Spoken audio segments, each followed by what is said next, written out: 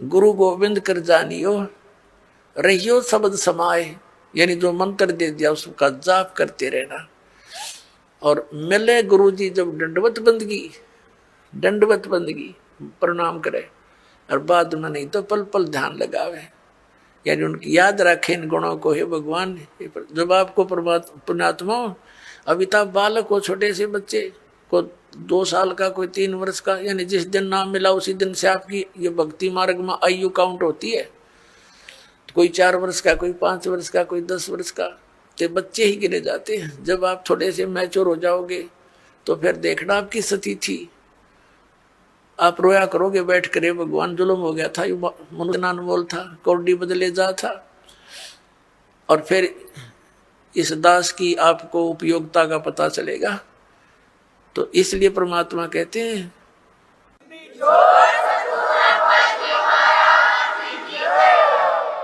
फिर उसकी भूल पड़ ही नहीं सकती। इतना उपयोगी वस्तु एक पल भी नहीं हम दूर हो सकते जिसमें इतना लगाव बन जाएगा, ऐसा खिंचाव बनेगा। और ये लगाव, ये खिंचाव ही आपको सतलोक लेके जाएगा। जैसे हम इस काल भगवान के ऊपर आसक्त हुए और इतने आसक्त हो गए कि डटे नहीं डटे वहां पर, इतना सुख छोड़कर हम इस गंध में आ गए, केवल इसकी चाह, इसके ऊपर आसक्त हो गए। अब इसके असलियत का पता आपको लग जाएगा। तो 1 नंबर का विलियन है, सब धोखा करके काम करावे, बला तुम्हारे से सारा काम करवा रहे हो और आप खा रहा हमारे को, तो फिर आपका इससे दिल लटेगा। और परमात्मा की तरफ जाने के लिए आपको इस दास के अतिरिक्त पृथ्वी पर कुछ दिखाई नहीं देगा।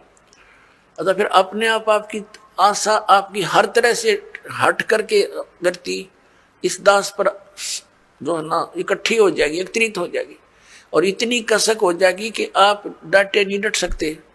और यह भक्ति की शक्ति जो दास ने बताया, कमाई तुम्हारे साथ होगी। तो इस प्रकार फिर हम सतलोक जा सकेंगे, नहीं तो यह बात बनेगी नहीं जल्दी से। अब फिर क्या बताया है कि कबीर हरि जय रूठ जा, गुरु की शरण में जावे, कहे कबीर गुरु रूठ गए, हर ना होते सहाय। जैसे क्या बताते हैं, जो व्यक्ति अपने पाप कर्मों के कारण दुखी होते हैं तो वो कहा करते हैं कि हमारा राम रूठ गया, हमारा राम रूठ गया, नए नए दुख आने लग गए हमारे ऊपर। और जो सुखी होते हैं उनको यूं कहा करते हैं, इनका राम राज्य है, इनके ऊपर भगवान प्रसन्न है। और जो दुखी होते हैं वो कहते हैं हमारा राम रूठ गया। अब पुण्यात्मा, जब तक हमारे पुण्य चलते हैं तो हमें सब सुख सुविधाएं उपलब्ध होती हैं, तो ऐसे लगता है कि हमारा राम राज्य है, प्रसन्न है। और जिनके पुण्य खत्म हो गए, उनके पाप शुरू हो गए, तो उनका राम रूठ गया। अब जैसे गुरु गोविंद दोनों खड़े, किसके लागू पाए, बलिहारी गुरु अपना, जिन गोविंद दियो मिलाए। अब क्या बताते हैं परमात्मा ने, कितना एग्जाम्पल दिया हमारे को समझाने के लिए, कैसा उदाहरण दिया है कि जैसे आप कहीं खेतों में एकांत स्थान पर या कहीं पर मजदूरी कर रहे हो, कोई कार्य कर रहे हो, मटका भर लेंगे पानी का घट, और उस जब तक उसमें जल है तो नो प्रॉब्लम, प्यास लगी घट पिया फिर काम लाएंगे। और जब वो घट यानी घड़े में पानी खत्म हो गया, जल खत्म हो गया, तो समस्या ही उत्पन्न हुई।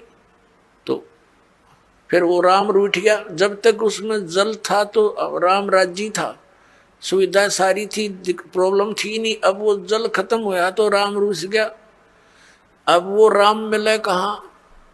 हैंडपंप में, हैंडपंप में मिला वो जल, तो वहां गए, हैंडपंप के नीचे रखा मटका, फिर करी उसकी पूजा सेवा और भर लाए, फिर सुखी हो गए। तो जिनके ऊपर अब पापों के दौर चल पड़े, उनके पुण्य समाप्त हो चुके, और सुख होगा पुण्य बढ़ने से, पुण्य प्राप्त होने से। तो यहां परमात्मा कहते हैं कि एक तरफ तो आपके पास एक घड़े में जल रखा है, और एक तरफ हैंडपंप है, जल तो समझो परमात्मा है गड्ढे में, और हैंडपंप गुरु जी है। अब कौन से को सिलेक्ट करोगे तुम? हैंडपंप को, हैंडपंप में तो कितना पानी निकाले, और मटका में जो जल है वो तो थोड़ी सी दिन, एक दिन भी पूरा ना निकाला मन माने पूरे परिवार का। तो यहां परमात्मा कहते हैं गुरु गोविंद दोनों खड़े, और किसके लागू पाए? बलिहारी गुरु अपना जिन गोविंद दिया मिलाए। हैंडपंप बिना जल नहीं मिलाए।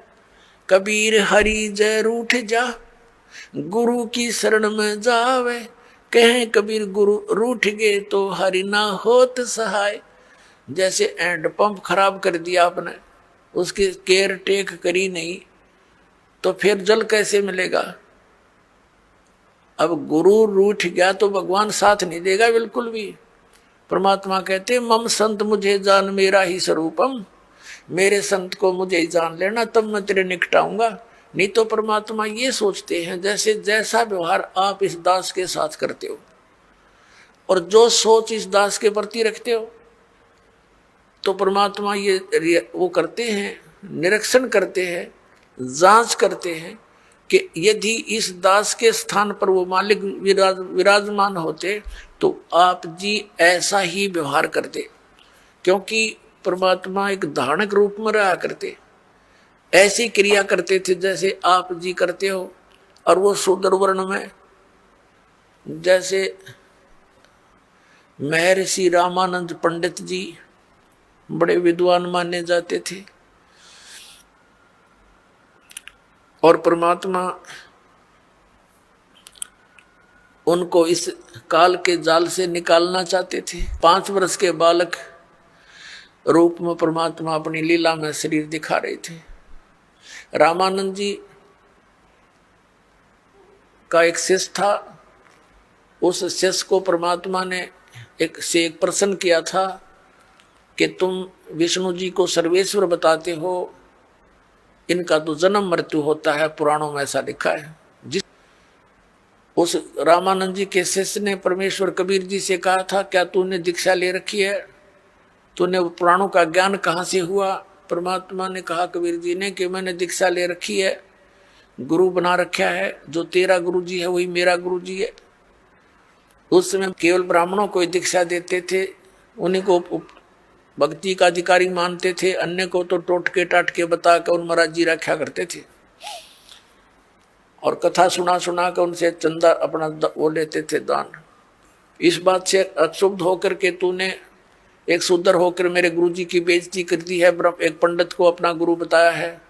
रामानंद जी से कंप्लेंट की गई, कबीर परमात्मा को वहां बुला लिया गया। बहुत से श्रोता वहां विराजमान थे। रामानंद जी ने पहले तो प्रश्न उत्तर किए, तू कौन है, तेरा क्या नाम है? परमात्मा ने कहा था सुन रामानंद, राम मैं, हम बावन नरसिंह। और फिर कहा था ए स्वामी सृष्टा में सृष्टि हमारे तीर, दास गरीब अदर बसु मेरा मैं अवगत सत कबीर। रामानंद जी से कहा था कि ए रामानंद जी, मैं सारी सृष्टि का रचनहार हूं और ऊपर सतलोक में रहता हूं, मैं पूर्ण परमात्मा हूं। इस बात से दुख मान गया रामानंद जी, बहुत सी गाली गलौज किया परमात्मा के प्रति कि तू नीच जात का है, छोटी जाति ऊंचा मुंह बातें करता है, तो कुजात है, तेरे माँ का पता ना पिता का पता नहीं कहाँ मिला था। इस तरह की ओछी मंदी बातें कही, और परमात्मा खुश होकर खड़े रहे। जैसे एक सुयोग्य शिष्य ने अपने गुरु जी के सामने, चाहे वो कुछ भी बोले, वो कोई ऑब्जेक्शन, कोई दोष मन में नहीं आना चाहिए, ये रिहर्सल हमें बता कर गए थे परमात्मा। रामानंद जी गाली दे रहे हैं और परमात्मा खुश होकर खड़े कि आप जो कहो सिर उधारिए, लेकिन मैं हूँ वही जो आपको दास ने बताया, मैं परमात्मा हूँ। रामानंद जी का नहीं यकीन हुआ, वो बीच में पूजा करने लग गया कि रुक जा थोड़ी देर। बीच में पर्दा लगा दिया कि मैं शूद्रों के दर्शन भी नहीं करता, ये दिखाने के लिए। और झोपड़ी के अंदर बैठकर एक पूजा करने लगा, जैसे भगवान विष्णु की काल्पनिक मूर्ति बनाई। ये शालिग्राम की पूजा ऐसे करते थे जैसे विष्णु जी की मूर्ति को, श्री कृष्ण की मूर्ति को नवाते गंगा जल से, फिर उनको साफ कपड़े पहनाते, छोटे छोटे कपड़े बनवा रखे होते। तो ऐसे वो कल्पना से कर रहा था, कोई ओरिजिनल वस्तु नहीं थी अंदर। और वो क्या करते हैं कि सब कपड़ों को उतार कर भगवान के सब नवा धोवा के फिर धोती बांध देते हैं, कुर्ता बना देते हैं, तिलक लगा देते हैं, मुकुट रखते हैं, और साथ में कंठी की माला भी, एक कंठी भी डालते हैं, जो वैष्णव साधुओं की पहचान होती है। तुलसी के एक मनिए की, एक ही मन का होता डोरी में। अब मुकुट रख दिया, उस दिन माला डालनी भूल गए रामानंद जी। अब रामानंद जी ने सोची आज तो बात बिगड़ गई भाई, माला डालनी भूल गए, लेकिन उस दिन जो कर्म कांड के अंदर मुकुट रख दिया तो मुकुट उतारा नहीं जा सकता, पूजा खंडित मानी जाती है उस कर्म कांड के अंदर। और यदि पूरा श्रृंगार नहीं हुआ, कंठी नहीं डली, तो भी पूजा खंडित, इनकम्प्लीट रह गई। तो रामानंद जी ने सोचा इस मुकुट के ऊपर से डाल देता हूं। वो मुकुट में फंस गई, अंदर नहीं जा रही है। बड़ा चिंतित हुआ। पुण्यात्मा भगत ही होते हैं, ठीक है, बस डले ढोरे हैं, लेकिन भक्ति के लक्षण उनमें विद्यमान रहते हैं। बहुत दुखी हो गया रामानंद, हे भगवान आज मेरे से की गलती बन गई। इतने जीवन में 104 वर्ष का हो गया, 16 वर्ष की आयु में लगा था आपके चरणों में, आज तक ऐसी भूल नहीं बनी थी। हे परमात्मा कोई गलती हो तो माफ करना। बाहर खड़े भगवान कबीर साहब बोलते हैं कि स्वामी जी इस माला की गांठ खोल लो या गुंडी खोल के और फिर गले में डाल दो, मुकुट उतारना नहीं पड़ेगा आपको। अपनात्माओं, एक छोटा सा बालक और शूद्र वर्ण में जुलाहे जाति में, और जिन जुलाहों को, शूद्रों को वो ब्राह्मण लोग छूने भी नहीं देते थे, अपने शरीर से दूर 10 कदम दूर रखते थे। अब इसको ब्राह्मण कहते हैं। ब्राह्मण सो जो ब्रह्म पहचाने, जो भगवान को पहचान ले वो ब्राह्मण है, ना तो सूखे डले डोहे प्राणी। अब जब रामानंद ब्राह्मण ने देखा कि ये कबीर, ये तो परमात्मा खड़े हैं जिसने मेरे मन की बात बता दी, मैं तो कोई कल्पना कर रहा था, मन में सोच ही रहा था, मेरे मन की बात बता दी। अब वो पर्दा दिया फेंक, और सामने हजारों की संख्या में ब्राह्मण दर्शक बैठे कि आज कबीर की पिटाई होगी और रामानंद जी कहेगा कि मैंने इसको दीक्षा नहीं दी, ये झूठ बोलता है। रामानंद जी ने देखा बाहर के पूरा ब्राह्मण वर्ग समाज खड़ा है और उधर एक भगवान खड़ा है शूद्र रूप में। तो कहते परमात्मा कहते हैं वक्त पड़े सौदा करे और बाढ़ में जाओ, युग थोथा ज्ञान है। उसी समय उस बालक की को ऐसे अपने सीने से लगा दिया परमात्मा को रामानंद जी ने। बोलो सतगुरुदेव की।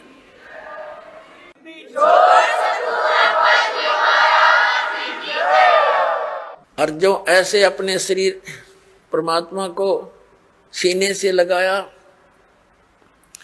तो इतना नरम शरीर था परमात्मा का जैसे रुई रबड़ होता है, क्योंकि उनका शरीर शुक्रम अकायम असनाविरम है।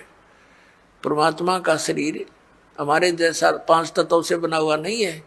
जैसे यजुर्वेद अध्याय नंबर 40 के मंत्र 8 में लिखा है, कबीर मनीषी शुक्रम अकायम असनाविरम स्वयंभू। वो स्वयं प्रकट हुआ होता होने वाला परमात्मा है, स्वयंभू है, उसका कोई कर्ता नहीं, वो स्वयं बना है, अपना आप ही है, समझो स्वयंभू का अर्थ। और उसका शरीर ऐसा, यह अडचाम का पुतला नहीं। तब रामानंद जी ने कहा था, मन की पूजा तुम लखी, ये मुकुट माल परवेश, गरीब दास गति कौन लखे, तेरा कौन वर्ण के भेख। ओए होए। अब रामानंद जी कहते हैं भगवान आप तो परमात्मा हो और आपको कैसे पहचान सके हमारे जैसे जीव सत्र के व्यक्ति। आप किस तरह वेशभूषा में 5 वर्ष के बालक की आयु में और कौन से वर्ण में यानी जुलाए जाति में खड़े हो, आपको भगवान कैसे माने हम, ये जीव कैसे समझ सकेंगे परमात्मा। मेरी तो आपने भ्रम निवारण कर दिया।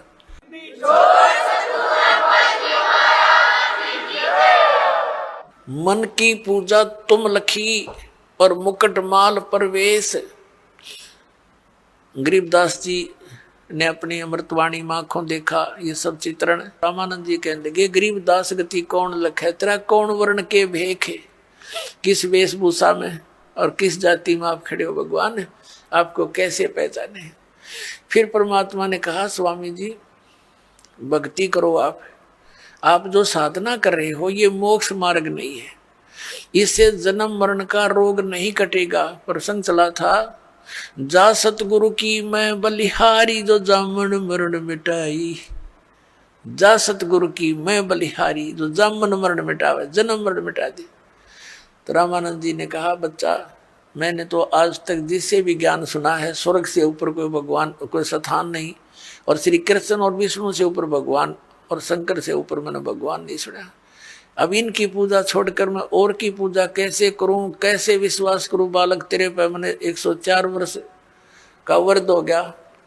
अब आप जो बताने जा रहे हो कि परमात्मा और है, क्योंकि परमेश्वर कबीर जी ने सारा कुछ बताया, आपकी गीता जी में लिखा है 18वें अध्याय के 62वें श्लोक में, 18वें अध्याय के 66वें श्लोक में आपका गीता ज्ञानदाता कहता कि तू सर्वधर्मान परित्यज माम एकम शरणम। अब उनको कंठस्थ याद थे, ब्राह्मण थे, वो तो सारी याद थी, पूरी गीता कंठस्थ याद थी, सब श्लोक याद थे। तो रामानंद जी ने कहा कि भगवान हम तो इसका व्रज का अर्थ उल्टा ही लगाए बैठे थे। तो परमात्मा ने कहा अब उल्टा कर लो, क्योंकि गाड़ी को उल्टा डाल ले तो चले नहीं, गाड़ी को सीधा ही खड़ा करना पड़ेगा। अब परमात्मा ने कहा कि उसकी शरण में जाने के लिए जो साधना है वो 17 में जाएगा 23वें श्लोक में लिखा, ये तत् और सत मेरे पास है। ये मंत्र कबीर साहब ने कहा था रामानंद जी को, ओम तो सार्वजनिक है ही। तब रामानंद जी ने कहा कि देख बच्चा मैंने सारी उम्र खो दी इसी भक्ति में, अब कहीं मैं घर का रहूं ना घाट का, 104 वर्ष का बूढ़ा हो गया। आप साधना बताओ, कहीं प्रमाण दिखाई देता नहीं। ठीक है ये गीता जी का मंत्र तो मैंने याद है ओम तत्सत, लेकिन ये सुख सब कुछ देख कर भी विश्वास नहीं हो पा रहा मुझे। तो परमात्मा कहने लगे कि हमारी बात पर जो विश्वास करेगा तो उसको हम प्रमाण भी दिखा देंगे। रामानंद जी ने कहा देखो मैं 16 साल की उम्र से लगा था, 16 वर्ष की आयु से, और आज तक मैं यही साधना करता हूं। मैंने पूरा शरीर अपना साध रखा है, समाधिस्थ भी होता हूं। परमात्मा ने कहा आप समाधिस्थ हो कि कहां तक पहुंचते हो समाधि में। अब वो समाधिस्थ हो गया, अभ्यास था डेली का, योग युक्त होने का, एकदम समाधिस्थ हो गए। समाधि क्या है, सपना सा होया करता है, सपना सा। एक ऐसी स्थिति आ जाती है कि वो भूल जाता है मैं कहाँ बैठा हूँ, और ऊपर के जो साजबाज दिखाई देना शुरू कर देता है। तो परमात्मा उनके साथ साथ जा रहे हैं। रामानंद जी पहुंच गए, आगे त्रिकुटी पर पहुंच जाता है। ओम नाम के जाप का साधक त्रिकुटी पर जाता है। वैसे भी जो अन्य साधना करते हैं वो भी जो धर्मी पुरुष होते हैं वो सीधे त्रिकुटी पर ही पहुंचते हैं। वहां से फिर 3 रास्ते बन जाते हैं। तो परमात्मा ने कहा कि यहाँ आगे कहाँ जाओगे स्वामी जी, समाधि दशा में बातें हो रही जैसे स्वप्न में होते हैं। अब रामानंद जी कहता आगे मुझे पता नहीं, मैं तो यहीं तक पहुंच पाता हूँ।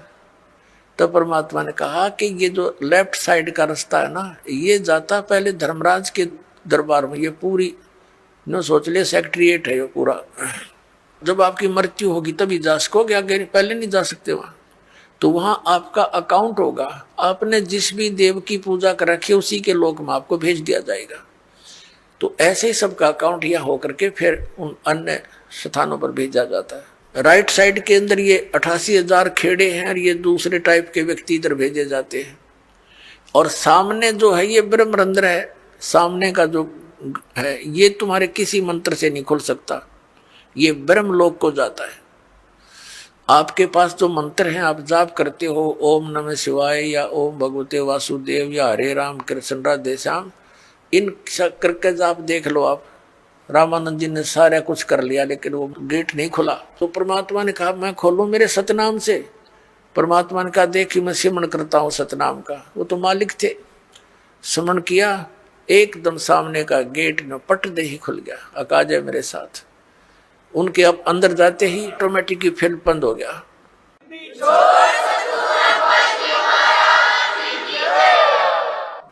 ऊपर ले गए ब्रह्मलोक में, ब्रह्म दिखाया। ये अपने पुत्र का रूप धारण करके किसी कभी ब्रह्मा रूप धारण कर लेता है, कभी विष्णु, कभी शिव जी। इससे आगे फिर ले गया इसके 21वें ब्रह्मांड में तपस्या दिखाई, जहां ये भून कर 1,00,000 प्राणियों को खाता है। फिर परमात्मा परब्रह्म के लोक में, यानी 11वें द्वार से पार करके परब्रह्म के लोक में पार करके, तो वहां क्या देखा, वहां की जो स्थिति, जो भगवान वहां रहते हैं, वहां तेजो में शरीर है परमात्मा का, उसको सतपुरुष कहो, परम अक्षर पुरुष कहो, उसको कबीर भगवान कहो। तो सतपुरुष के एक रोमकूप में करोड़ सूर्य मिला दे, करोड़ चंद्रमा, ऐसी रोशनी है उस परमात्मा की, उससे भी तेज। आइए अब हम उन श्रद्धालुओं के अनुभव जानते हैं जो जगत गुरु तत्वदर्शी संत रामपाल जी महाराज जी से दीक्षा प्राप्त कर चुके हैं तथा उनके द्वारा बताए गए भक्ति मार्ग पर चल रहे हैं। सर नमस्कार। नमस्कार साहब। क्या नाम है आपका? मेरा नाम शंकर दास हल्द्वानी, जिला नैनीताल, उत्तराखंड। सर संत रामपाल जी महाराज से कब जुड़े आप? संत रामपाल जी महाराज से सन 2012 में 13 अक्टूबर को जुड़ा था। सर संत रामपाल जी महाराज से नाम दीक्षा लेने से पहले क्या भक्ति साधना करते थे आप? ब्रह्मा, विष्णु, महेश, हनुमान और शिव जी, इन सब की इनसे भी न्यून देवताओं की मैं पूजा करता था। और उसके बाद फिर मुझे पता चला कि और दयानंद सरस्वती जी और ये इनके गीत, ये वेदों के महान विद्वान थे और उनने उसकी अनुवाद भी किया है। और मैं उस पिता उनके, और ये सत्यार्थ प्रकार नाम की एक पुस्तक उनने लिखी है, तो मैं उस पुस्तक को लेने बाज़ार में गया और बाज़ार से खरीद लाया। उसके बाद वो पढ़ी तो मैं ये है कि उससे नास्तिक हो गया। और जब मैंने वो पढ़ा, उसमें उनके ज्ञान चर्चाएं वगैरह सुनी, तो मेरे गले नहीं उतरी और तो मैं उसको पढ़ते पढ़ते उसे लास्ट करने से मैं नास्तिक हो चुका था। उसके बाद मैं 10 साल तक नास्तिक रहा। उसके बाद फिर मेरा सारा आध्यात्मिक नशा ख़त्म हो गया और फिर उसके बाद में 10 साल तक मैं नास्तिक रहा। तो उसके बाद फिर दोबारा मैं गीता वगैरह, रामायण वगैरह इनके प्रसंगों पर आया। उसके बाद तब मैं दोबारा, उन्होंने देखा पुस्तक, आप पुस्तक में क्या पढ़ते रहते हो नीचे से। मैंने कहा मैं ये ज्ञान गंगा दिखाई, मैं ज्ञान गंगा पढ़ता हूँ। और मैंने उनने कहा जी मैं तो इस नाम से जुड़ा हूँ। उनने सत साहिब भगत जी सत साहिब, मैंने कहा मैंने नाम तो लिया नहीं, मैं भी सोच रहा था नाम लेने के लिए। तो इतने में उनने कहा हम ले जाएंगे। सर ज्ञान गंगा पुस्तक में आपने ऐसी कौन सी बातें पढ़ी जिसने आपको प्रभावित किया? ज्ञान गंगा किताब में यह है कि गीता के बारे में सारे प्रश्नों के उत्तर, सटीक उत्तर देखे हैं और ब्रह्मा, विष्णु, महेश की स्थिति का पता चला और उन मंत्रों के बारे में पता चला। सर संत रामपाल जी महाराज से नाम दीक्षा लेने के बाद आपको क्या लाभ मिले? संत रामपाल जी महाराज के नाम उससे लेने के बाद मुझे सबसे प्रथम लाभ तो यह है, मुझे आध्यात्मिक मोक्ष प्राप्ति का मार्ग मिला। उसके बाद एक दिन मैं दुकान में जा रहा था, किनारे जा रहा था, एक मारुति कार वाले ने मेरे पीछे टक्कर मारी। मैं 5 फुट ऊपर उछला, 5 फुट ऊपर उछला, वो उल्टा नीचे लटका। तो एकदम मेरे मुंह से आए परमात्मा की रजा हुई और मैं एकदम खड़ा हुआ और मुझे खरोंच तक नहीं आई, जरा सी यहाँ पर खरोंच आई, यहाँ पर जरा छिल गया। उसके बाद मैं घर गया, मैंने एकदम दंडवत किया तो परमात्मा से मैंने कहा 1 पैसे की दवा नहीं लूँगा। तो मैंने कोई दवा नहीं, एकदम ठीक हुई, एकदम ऐसी किरणें मेरे ऊपर से आई और मैं एकदम सही हो गया। उसके बाद मैं 1 हफ्ते में बिल्कुल क्लियर हो गया। सर जैसा कि संत रामपाल जी महाराज जी किसी से बताते हैं कि संत रामपाल जी महाराज से नाम दीक्षा लेने के बाद वो नशा छोड़ देते हैं, सर आपके साथ ऐसा कोई अनुभव हो तो बताइए। नशा तो मैं शुरू में करता था, लेकिन उससे पहले ही मैं 15-20 साल पहले ही नशा छोड़ चुका था। नशा मैंने कभी। संत रामपाल जी महाराज की भक्ति के बारे में कुछ बताइए। भक्ति बताते हैं, जो शास्त्र में लिखा वही भक्ति बताते हैं। और वो पूर्ण संत हैं, जो वेदों में या सूक्ष्म में बताए हुए ज्ञान के हिसाब से वो बताते हैं, इसलिए हम उनको पूर्ण संत मानते हैं, इसलिए उनसे हमने नामदान लिया। सर कहा जाता है कि संत रामपाल जी महाराज अन्य धर्मगुरुओं के बारे में कुछ टीका टिप्पणी करते रहते हैं जो भगत समाज को आपत्तिजनक लगती है, सर क्या कहना चाहेंगे? टीका टिप्पणी कुछ नहीं करते हैं, जो शास्त्रों के में लिखा है वो सामने किताब रख के वो ज्ञान दिखाते हैं, वही वो बात बताते हैं। वो लोगों को टीका टिप्पणी लगती है ऐसा नहीं है, वो सद्भक्ति बताते हैं। सर तीर्थ व्रत करने चाहिए? तीर्थ व्रत नहीं करने। क्यों नहीं करने चाहिए? क्यों तीर्थ व्रत में गीता में मना कर रखा है। गीता अध्याय 6 के 16 में व्रत करना मना कर रखा है। अध्याय 9 के 25 में वो श्राद्ध करना मना कर रखा है। इसलिए वो सब शास्त्रों के अनुसार भक्ति बताते हैं। सर आपको क्या लगता है कि संत रामपाल जी महाराज जो ज्ञान बताते हैं, क्या भगत समाज जल्दी ही समझ पाएगा? आप लोगों के क्या प्रयास हैं? क्यों नहीं समझ पाएगा? वो तो परमात्मा का ज्ञान है। जब आएगा विश्व विसा न रहेगा ईसा न रहेगा मूसा। वो तो परमात्मा के अपने विधान के हिसाब से सब ज्ञान चल ही रहा है। आगे को सब नाम लेंगे विश्व में एक बार। धीरे धीरे सब ज्ञान का प्रचार चल रहा है। ज्ञान गंगा बट रही है, घर घर ज्ञान गंगा बट रही है। बहुत प्रचार चल रहा है। सर आखिर संत रामपाल जी महाराज ने समाज सुधार के क्या क्या कार्य किए हैं? आखिर उनका समाज सुधार में क्या योगदान है? सुधार में दहेज नहीं लेना है, बीड़ी गुटखा नहीं खाना है, शराब नहीं पीना है। ये दुनिया भर की बुराइयां उनने तो बता रखी है। इसलिए किसी को नहीं करनी चाहिए और इसलिए समाज सुधार का कार्य वो कर रहे हैं। सर भगत समाज को क्या संदेश देना चाहेंगे? भगत समाज को क्या संदेश देंगे हम कि आप सद्भक्ति करें। जो वेदों के अनुसार परमात्मा गुरु जी वो ज्ञान बताते हैं, वो ज्ञान गंगा पढ़ो और अपना उद्धार करो, नाम दान लो। जी बहुत बहुत धन्यवाद। सत साई।